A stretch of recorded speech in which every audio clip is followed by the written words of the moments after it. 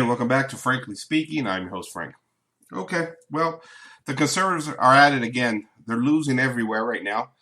And they're screaming and yelling from the rooftops about the various forms of corruption in the country right now, starting right now with the freedom of the press and how the press is responsible for all of the problems, or many of the problems that we have today. I got a clip here, and I want to do a little response to this, of Mark Levin. He's touting his new book, American Marxism, and he spends apparently a particular chapter on talking about the corruption of the media, which is something that I've brought up before here on Frankly Speaking, another podcast that I'm on.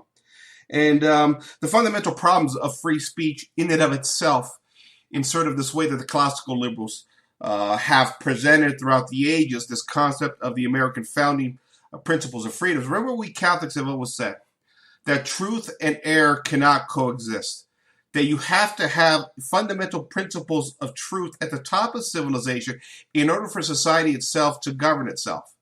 To simply screaming, freedom, liberty, in effect means nothing, especially in a day and age where we see the left using freedom and liberty to undermine freedom and liberty, ironically enough. And there's no greater example of this than the freedom of the press issue right now. Because you see conservatives pulling their hair out right now saying, but, why don't you guys just do your job? Just report the news fairly. Just report everything that's going on. The concept of American free press was designed for the press to keep the government in check. That was the idealistic notions of the founding, right? And we've actually seen the quite opposite of that. And really, the right is learning its lessons in a lot of different ways. Because as we've all known of recent, that the corporations have turned on the right. The corporations that the right praised for a long time as that bastion again of freedom, once again, where you had conservative talk show hosts like Hannity, the Limbaughs, the Levins, all these guys championing the idea of how great the corporations were because they provided goods and services at an efficient rate and they make the economic engine of prosperity in America run efficiently, right? But now the corporations have gotten in cahoots with big government and the far left, and all of a sudden now, the right really doesn't know what to do with this anymore. Now the corporations all of a sudden are the enemy, even though many in the integrist camp warned a long time ago, this is the byproduct of the free market system and the consolidation of power of the free market system because you never created a greater order within society. Principles of truth and falsehood, you guys never wanted to deal with that. Only these abstract ideas of freedom and liberty, and we now see the chickens coming home to roost.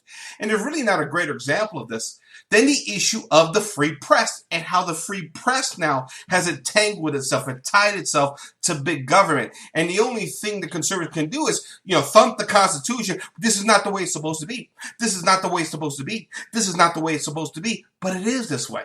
There has been a collusion, conservatives. Now what's your answer? So let me just play this clip of Mark Levin, and I'll respond. Here you go. One of the aspects of the book that I have yet to discuss, which is actually chapter 6, the media. Now, I wrote an entire book on the media called Unfreedom of the Press, but this chapter is different.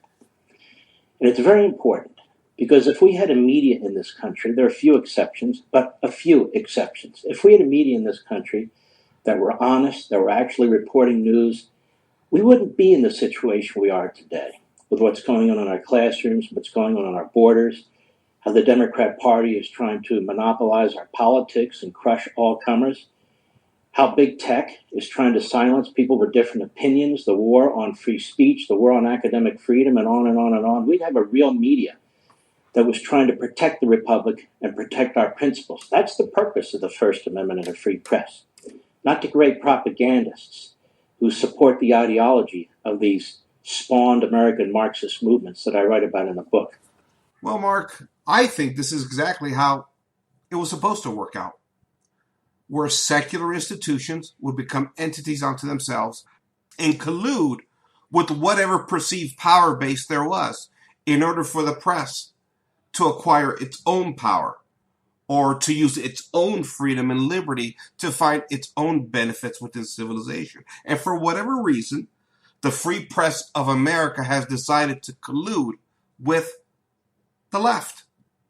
Now, it's interesting to me, Mark, because I don't think you're making a connection here, right?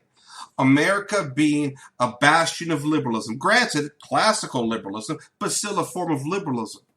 And just as the country has gravitated to the left since 1776, as we've seen more and more progressive movements gain a stronghold in America and throughout all of the West post-Enlightenment, the liberal media has simply gone along with these progressive movements. The media has mimicked really the direction of the nation and the direction of the culture at large. The problem you face, Mark, is that you gave us secular institutions without the ability to put in check man's fallen nature. To be honest with you, a very stupid idea to say that the free press are going to keep the government in check. A secular institution is going to keep a secular government in check. When in fact, the idea of the free press in regards to where we are to the establishment of moral order and principles of truth in America was never established. If every individual is allowed to pick and choose their own moral codes, particularly in a day and age where freedom and liberty now has allowed more and more individuals not to pick any religious values at all, any basis of truth at all, why wouldn't these secular institutions like the free media follow suit? If there is no principles of truth in our civilization, only abstract principles of freedoms and liberties, and we've seen individuals partake in these, why wouldn't the media follow suit? Why does the media have to pursue anything of the common good? Why can't the media, in the name of freedom and liberty, serve its own principles, Mark? See, you've built the trap that you're stuck in. You've built the bomb that blew up in your face, and you don't see this. I said it before, even, for example, the constitutional principles of the separation of powers, one of the stupidest ideas ever, right? Because it's the idea that the government is going to keep the government in check. Now, I understand we have to have governance and certain functions of government, how the government works, but you actually need another entity to keep government in check. In the old world, it was the church. It was Christendom. They kept the government in check. This is why you would never see a monarch do some of the crazy things that secular governments have done today, like legalize abortion or change the definition of gender or legalize disordered marriage. Never did any of the monarchs old do that. Why? Because there was a moral principle and moral truths that was dictated by the church.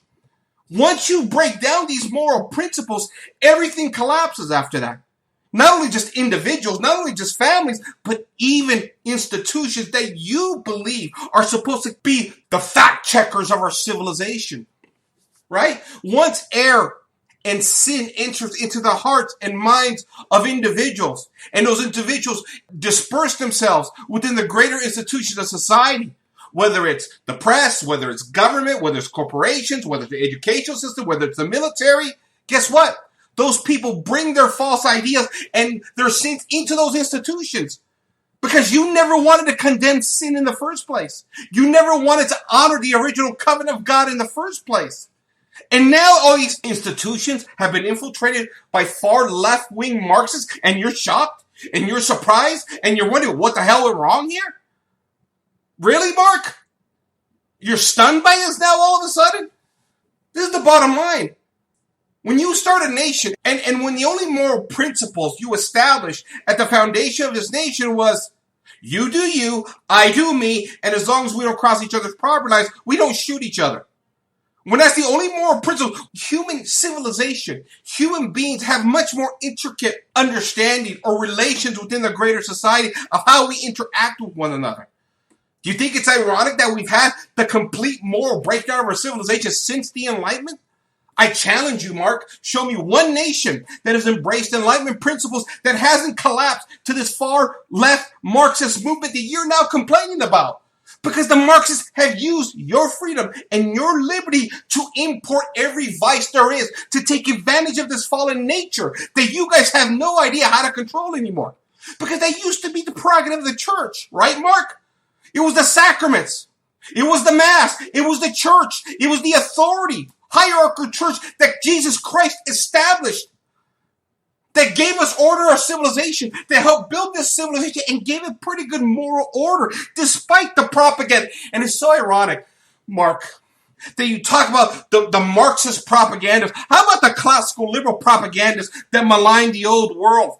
The classical liberal propaganda did everything they could to tear down the social order of Christendom in order to bring about this classical liberal Enlightenment civilization that is now collapsing on you, Mark. And you're wondering what happened to the free press? You happened to the free press. You happened, Mark. And here we are, right? The right-wingers now are complaining about the free press, and they're writing books, and they're on talk radio, and they're trying to slam home the point and trying to use, I guess, some form of shame and blame to try and get order back within this institution of the free press. When in fact, when I was in the classical liberal camp 10, 20, 30 years ago, we had the same complaints back then. But now we've kind of reached a breaking point, right, of the Marxists within the institutions, right? And as a Catholic, we're not shocked. We integralists warned about this a long time ago, but we integralists went into sort of the core root problems here, and not just the political machinations where the right wants to delve into, because in America, our political system has become our civil religion.